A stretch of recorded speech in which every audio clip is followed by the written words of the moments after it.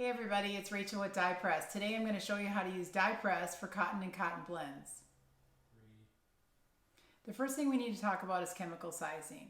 Now when fabric is made during the manufacturing process, all the threads are coated in a sizing. It's a chemical, it's like a coating that protects the thread from breaking during the weaving process. So you will find that white and gray shirts, because they have not been dyed, they will be coated in sizing. And also, sweatshirts of all colors are coated in sizing. They actually coat the sweatshirt after the fabric's been manufactured to prevent the sweatshirt from pilling. Now, if you're looking at colored t-shirts, they do not have sizing. The reason they don't is the manufacturer removed the sizing in order to dye the fabric. Okay, so the reason why the sizing is a problem, there's three reasons. One is the sizing will burn and scorch when you go to sublimate. Number two, the sizing just sits on the surface, and so that when you apply the poly-T on top of it, poly-T won't be able to bond with the fabric, the fibers of the shirt, so it'll just sit on top, and so it won't disappear, and it'll look like it's wet still. The third problem is that your shirt may look fabulous today, but the poly-T and your image will wash out as the sizing washes out. The sizing isn't meant to last the life of the shirt. It will wash out after about 4 washes. So you don't want to have your poly-T wash out with it. All right, to recap, any fabric that is white or gray, even fabric that comes on a bolt or canvas material for that matter, or sweatshirts of any color, will need the desizer and then the poly-T. On the other hand, if the shirt or fabric is colored, you only need the poly-T. Before we start mixing and making the Dyepress sprays, I want to explain to you why we sell Dyepress as a concentrate. We decided that we were going to sell it to you as a concentrate to save you money. There's no reason why you should have to pay for us to ship you water across the country, since I'm pretty sure you have water where you live. We also sell it as a concentrate to extend the shelf life of the product. Here are our 3 smallest sizes. The sample set has 2-ounce bottle of poly-T and a 2-ounce bottle of Desizer, both concentrate. So when you take the poly-T concentrate and you add water to it, you will have 16 ounces of spray. 16 ounces of spray will coat approximately 40 t-shirts.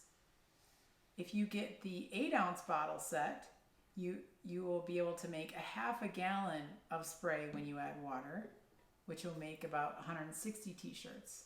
If you get a 16-ounce bottle of poly-T and Desizer, each bottle will make a gallon of spray and will allow you to coat approximately 320 shirts. We have larger sizes available, but this will give you an idea of our smaller sets to begin with. Let's talk about how to mix our sprays. For every 1 ounce of concentrate, you're going to add 7 ounces of water. In this case, we have a 2-ounce bottle of concentrate. So we are going to pour in 2 ounces of concentrate and we're going to add 14 ounces of water until we're up to the 16-ounce mark on our measuring cup.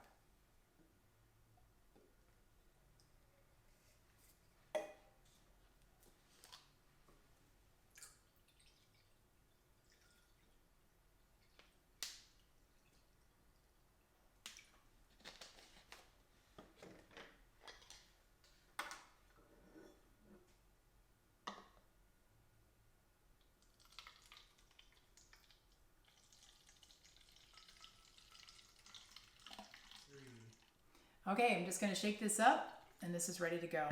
I'll do the same thing with the Desizer, adding 2 ounces of Desizer plus another 14 ounces of water, and we'll be ready to begin. Okay, I have the Desizer all shook up and ready to go. Now I'm going to spray the shirt everywhere the heat will press against the shirt.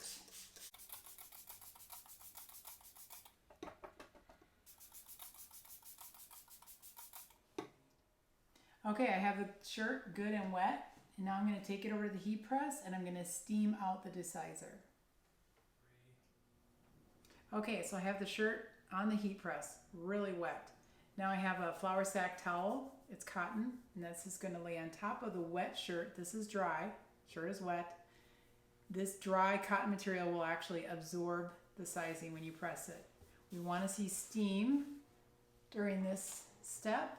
So I set the temperature at 385. We're gonna press for 35 seconds to remove the sizing. See all the steam coming up here?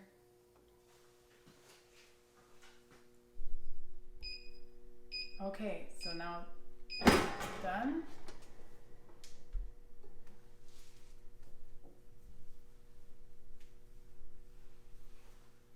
We're ready to put the Poly-T on.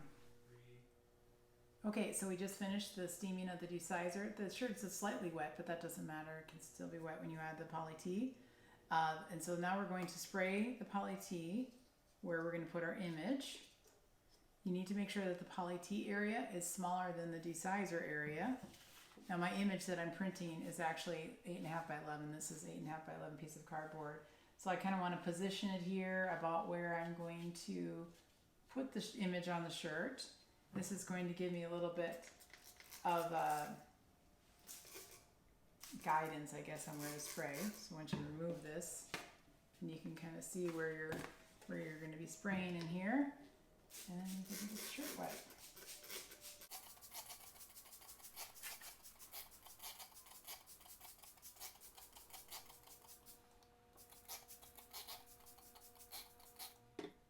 Okay, so I have Poly-T on here. It's good and soaked in.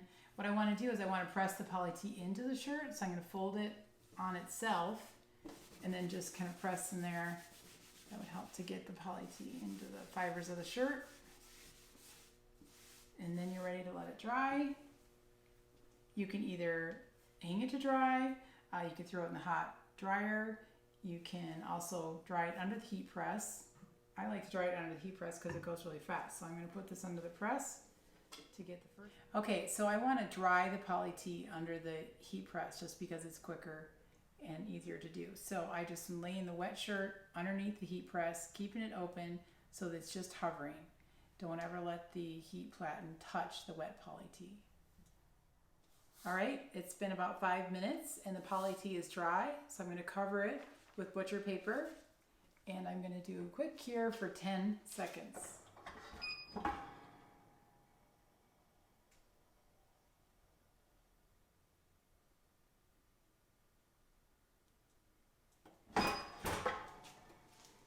Okay, so our first coat of Poly-T is done and ready to go. Now the next coat, we can just leave it on the press. We just want to do a second light coat.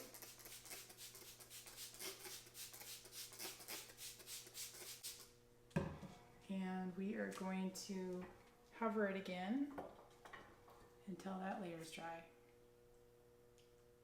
Okay, the second coat is dry, so we're going to cover it again with paper and do a 10-second cure. All right, let's get ready to sublimate. Okay, so this is my image that I'm going to put right here. I want to show you what you need to do is you need to cut a silicone mat that is just slightly larger than your image. This helps the heat to focus only on the image area, protecting the rest of the shirt from any scorching or burning. So I cut the silicone mat this size and I'm ready to place this on the heat press. Okay, I've got everything in position here. I like to thread my shirt over the platen when possible, just so I don't have to worry about the image transferring to the back of the shirt. I have the silicone mat underneath the shirt to lift the image area higher than the thick seams here. And I have my image in place and I can feel underneath where the silicone mat is just to be sure that it is wider, larger. The mat goes all the way around the image. A couple sheets of copy paper to protect from blowout and a sheet of butcher paper. And I'm going to sublimate with firm pressure, which is like medium to heavy pressure, at 385 for 70 seconds.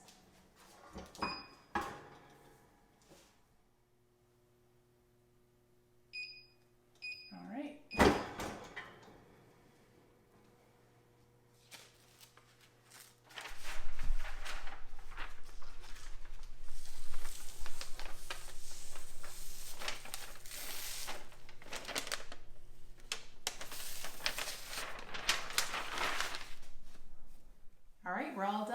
shirt is nice and smooth. It feels a little bit like a freshly starched shirt. This stiffness will wash away in the first wash, and it'll be nice and soft like the rest of the shirt. Make sure to subscribe below, and also join us on Facebook by looking for our Dye Sublimation Facebook group. And until next time, happy sublimating.